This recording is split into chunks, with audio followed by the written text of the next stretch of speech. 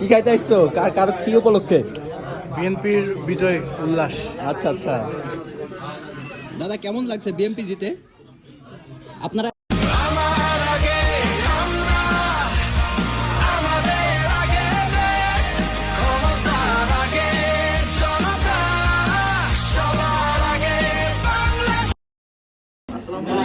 Basically আজকে আসছি বিএনপির বিজয় উপলক্ষে। এখানে বাঙালি খানার আয়োজন করা হয়েছে।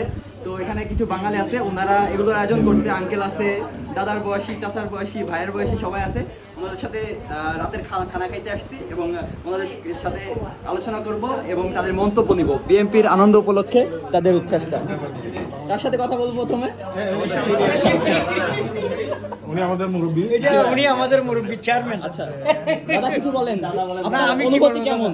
বিএনপি জিতছে যে এটা অনুভূতি কেমন? জিতছে, I am happy, but I am happy. You are so happy, right? Okay, কিছু বলেন। বিএনপি হয়েছে, আমরা খুশি।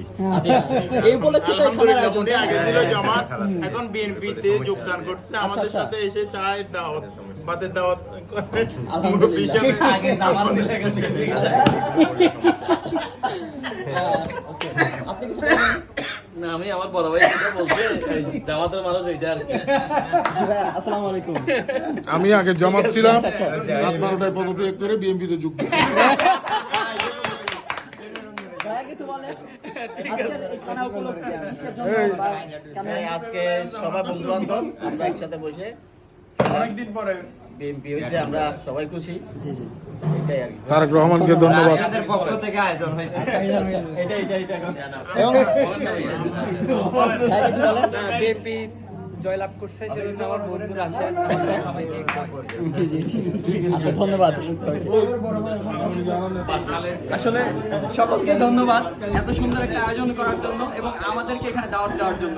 এবং এখানকার যে হোটেল, এটা হোটেলের নাম হচ্ছে লাকি কিচেন রেস্টুরেন্ট। সো ওনার এই হোটেলের যে স্বত্বাধিকারী, তার সাথে একটু কথা বলবো। ভাইয়া কিছু বলেন। খাবারটা অনেক সুন্দর ছিল। সো গাইস, আজকের মেনুতে আছে রোস্ট, ডিম, গরুর মাংস, এখানে মাছ ভাজি, এখানে ডাউল বোনা এবং ওখানে মিষ্টি আছে, আলু ভর্তা, দই। মানে বাঙালি একটা অনুষ্ঠানে যে খাবার থাকে সেই খাবারগুলোই আছে। মানে ব্যাংককের মাটিতে এসে যে এরকম খাইতে পারছে, এটাও অনেক ভালো।